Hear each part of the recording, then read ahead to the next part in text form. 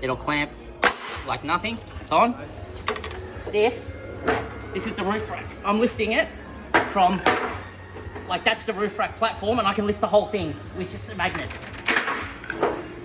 So to pull it off, hand under, and it'll come off. Basically, this is what they look like once you put the Zwift locks in. So the way I would do this is basically put your case, line your case up so it matches the positions of where the magnets will be. Now this is designed to hold, two of these Zwift locks can hold something like 60 kilos each corner, so it's not coming off. Once they're tight, this can't move. Once you've got them secure, just get your magnet mount. Make sure you have your hands here between the gaps, come down and just drop it in place like that. And pretty much that is strong enough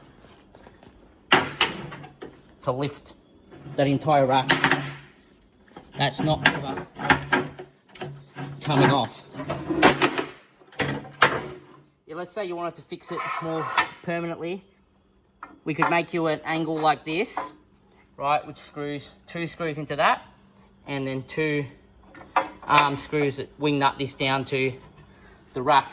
You would only need to do one side.